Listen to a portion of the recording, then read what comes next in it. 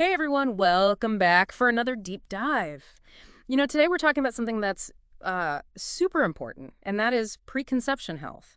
Yeah. But we're not just talking about the usual take your folic acid advice. Right. We're really going to dig deep into all these factors that can really influence, both your health and your future baby's well-being, and not just, while you're pregnant. Mm-hmm. But really from the moment of conception and even beyond. So think about it, like Yeah. you're prepping for a marathon. You wouldn't just, show up on race day Oh, absolutely not. without any training. No, you've got to be So prepared. where does What? the research fit in with this? Yeah, so that's where this awesome article comes in. It's from the International Journal of Gynecology and Obstetrics from 2024. Okay. And it's put together by a group of international experts, Hmm. and they're from FIGO. Have you heard of FIGO? I have heard of FIGO, yeah. Yeah, so the International Federation of Gynecology and Obstetrics, and they're basically saying, hey, preconception care, this is about way more than just preventing birth defects. Right. It's about setting the stage for a healthy life for both mom and baby. So it's like building a strong foundation Exactly. before you even start building the house, right?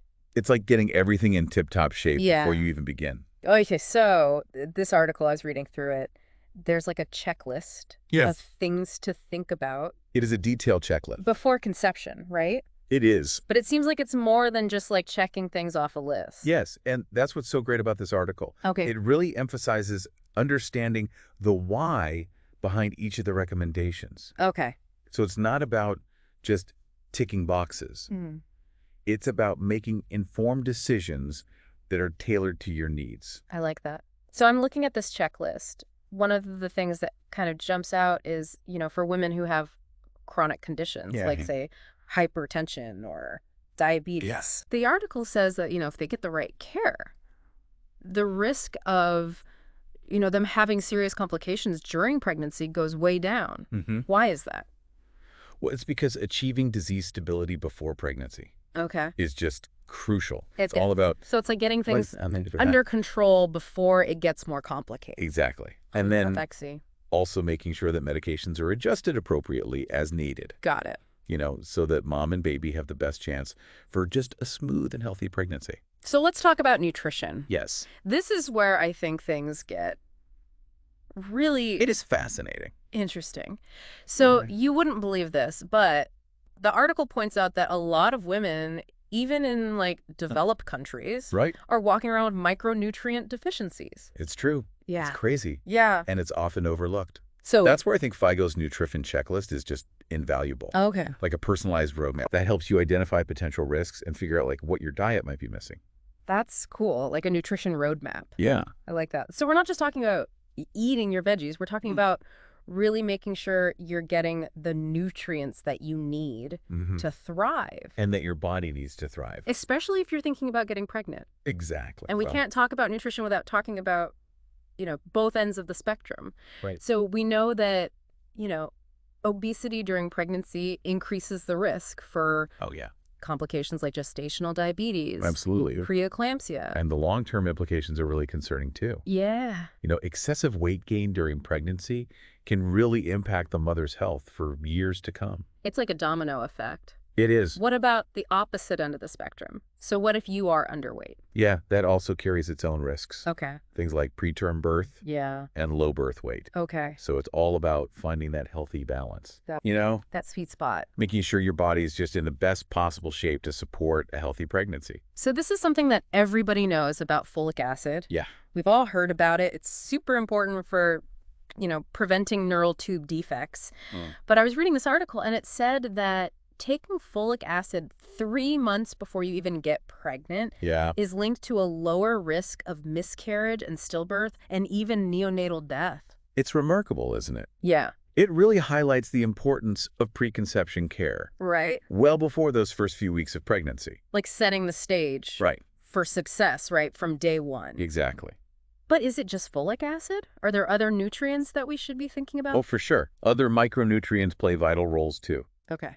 Things like iron, vitamin D, calcium. So iron's important for like red blood cell production, right? Exactly. Yeah. And during pregnancy, your blood volume increases significantly. Yeah, that's true. So ensuring adequate iron levels before conception can really help prevent iron deficiency anemia, which is pretty common during pregnancy. Yeah. And vitamin D is crucial for calcium absorption and bone health. Right. And calcium, it's essential for strong bones and teeth for both mom and baby. So it's like a whole team of nutrients working together It is. to support a healthy pregnancy. It's a symphony of nutrients. That's a good way to put it.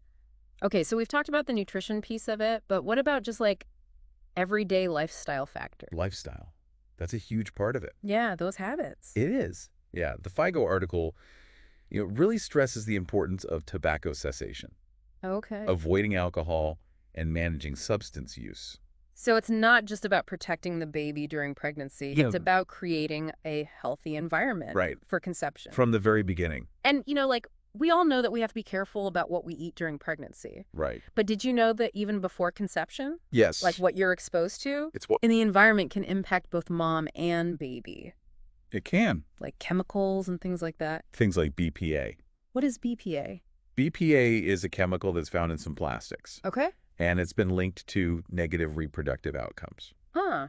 So it's just a reminder that preconception care extends beyond just our internal health. Right.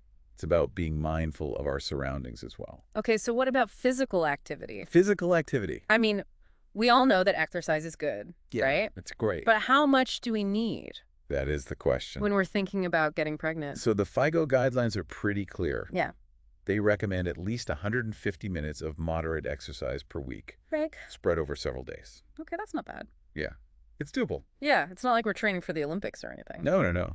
But what about, those people who are like super into fitness, like they do these crazy workout routines? Yeah, what about female athletes who are already training at a high level? Yeah. Yeah. Is there different advice for them? Well, that's where it gets a little bit more nuanced. Mm. While a recent review suggests that there aren't any known negative consequences of physical activity Okay. for pregnant athletes, Okay. the American College of Obstetricians and Gynecologists, or ACOG for short, Right. they advise caution. Interesting. Is that because there's some data to support that, or is it more of a better safe than sorry approach? That's a great question. It seems like there's still a lot we don't know Yeah. about the impact of high-intensity exercise on early pregnancy. Yeah. So ACOG's advice likely stems from the fact that pregnancy brings about significant physiological changes. Yeah. And it's always best to err on the side of caution when it comes to, maternal and fetal well-being. So if you're like really pushing yourself physically, Yeah. definitely talk to your doctor. Talk to your healthcare provider. It's all about finding the right balance and making informed decisions. Okay. All right, let's switch gears and talk about immunity. Immunity. Yeah. This is huge. We're talking about vaccines. Oh. Making sure that you're up to date on all the recommended vaccinations before pregnancy. So like hepatitis B, HPV, Yes, how absolutely. do you shot? But it goes beyond that, too. Okay. It's important to be up to date on the MMR vaccine as well. Right. Rubella can cause severe birth defects if contracted during pregnancy. Yeah. And, a lot of people think they had all their childhood vaccines, Mm-hmm. but it's always good to check with your doctor to be sure. That's like a little insurance policy. You do. Your future baby. And it's not just about those, well-known vaccines. We're also talking about protection against meningococcal disease, Mm-hmm. varicella, chickenpox, tetanus, diphtheria, pertussis, Right. whooping cough. So it's about building up those defenses. Yes. Mm. Building up your immune defenses Before pregnancy. before pregnancy. This is all fascinating stuff. It is, isn't it? Yeah. Here's another one that really surprised me. The time between pregnancies Right, yes. actually matters. It does. Like, I had no idea. Both short and long intervals between pregnancies are associated with increased risks for various complications. Interesting. So what's the ideal amount of time? Ideally, you want to aim for an interval of between 12 and 24 months. Okay. It's about giving your body enough time to recover, To recover. to replenish those nutrient stores. Yeah. I remember when I was having my kids, it was like a challenge enough just to take care of myself Totally. and, care for the newborn, let alone thinking about another pregnancy. I know. But it's so important It is so important. to, think about your own health and recovery. It is. Yeah. And speaking of taking action, Yeah. this FIGO article, it's really a call to action, isn't it? Yeah, it is. They're urging healthcare providers and policymakers to really prioritize preconception care. Yeah. It's about making this information and these services accessible to all women, Yeah. regardless of background or circumstance. Yeah. It's about empowerment. It is. It's about empowering women to take charge of their reproductive health. Wow. It's amazing how this article like connects all these different things. It is. The nutrition, the lifestyle, environmental factors, even like the spacing between I pregnancies. know, it's so cool. It Yeah. really is a holistic approach. Yeah, it is. And it's inspiring to see like organizations like FIGO really leading the charge here They are. They are. and raising awareness about preconception health. I mean, their checklist is so valuable. It is such a valuable resource. Yeah. It's like a roadmap for anyone who's even thinking about, starting or expanding their family. Yeah, it is like a trusted guide Yeah. to help you navigate this whole journey. But like, what does this mean for the listener? Right. Why should someone tuning in care about this information? That's a great question. I think what's so powerful about preconception care is that it's empowering. Okay. It's about taking proactive steps to optimize your health, increase your chances of having a healthy pregnancy, a healthy baby. It's not just about preventing problems. It's about setting the stage for the best possible outcome.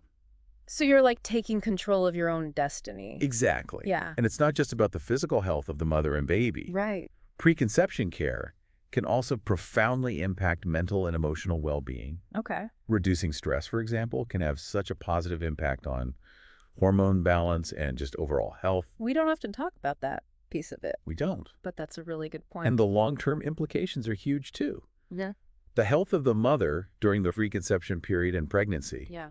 can actually influence the health of her child throughout their entire life. Really? So we're not just talking about those 9 months of pregnancy. Nope. We're talking about like a ripple effect. A ripple effect. Wow. It's called the developmental origins of health and disease. Okay. Essentially, the environment that a baby is exposed to in the womb can actually program their genes, Oh, wow. influencing their risk for certain health conditions later in life, Huh. like heart disease, Yeah. obesity, even some types of cancer. It's like the choices we make today It is. impact, Generations to come. yeah, future generations is huge. It is huge. And that's why this deep dive is so important. It is. It's about equipping people with the knowledge Yes. so they can make informed decisions. Absolutely.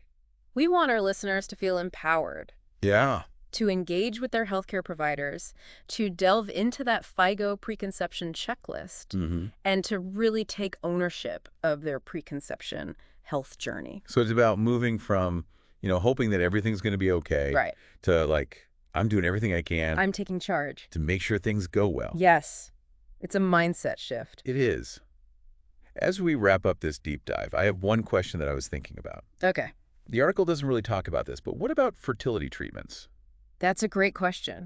After all, and the goal is still the same. Right. A healthy pregnancy, a healthy baby. Exactly. And while the path to conception may be different, the underlying principles of optimizing health before pregnancy, right, Remain incredibly relevant. Do you think there needs to be more guidance I think so. for people who are going through fertility treatments? I think so. Yeah. It's definitely an area ripe for further exploration. Yeah. And I think, one thing that often gets overlooked is like the emotional toll Oh, absolutely. their fertility treatments can take. It is a huge emotional toll. The stress, the uncertainty, the hormones. It can impact both partners. It can. Yes. Significantly. Addressing mental and emotional well-being is like even more important in those situations. Even more, things like mindfulness techniques, support groups, Yeah. therapy, they can all be so beneficial. Yeah. It's about recognizing that fertility treatment is not just a physical journey, it's an emotional one as well. It's about caring for the whole person, not just their reproductive system. Exactly. And that's why it's so important to have those open and honest conversations Yeah. with your healthcare providers. They can really help you navigate the physical and emotional challenges of fertility treatments. And provide personalized guidance and support. So it's like having a partner in your corner, It is. someone who understands what you're going through. Exactly. And remember, you're not alone in this. Yeah, There are countless resources and support systems available. that's a good point. Now, before we sign off, I just want to remind everybody that we've just kind of scratched the surface here We have. of this topic. We have. We encourage you to continue exploring preconception health. Yes. And we mentioned the FIGO nutrition checklist. Yes. We'll include a link to that in the show notes. Great idea. And just remember, taking charge of your preconception health is a powerful and empowering step Absolutely. towards a healthier future Absolutely. for you and your future family. It's an investment worth making. Wow. We've learned so much about preconception health. It's a lot to take in. It really is. It's a journey. Yeah. And it's one that, we can actively participate in. Right. We're not just, sitting back and hoping for the best. Exactly. We can make choices that really shape our health. Yeah. And the health of our future children. It's like we're taking the wheel. We're in the driver's seat. Yes, exactly. Okay. When I think back to when I was starting my family, I wish I had known then what I know now about preconception health. I know, me too. There's so much focus on prenatal care. Yeah. Which is important, of course, but we often overlook those months leading up to conception. It's like we're always trying to catch up. We are, instead of getting ahead of the game. And that's why I think it's so important to talk about this. It is. It's about empowering women and their partners to prioritize their health. Absolutely. Like way before. Long before that positive pregnancy test. So it's not just about, the physical things. Right. It's really about a mindset. It's a mindset shift. Yeah. It's a commitment to well-being. Yeah. So before we wrap up this deep dive, what is like the one thing you want our listeners to remember?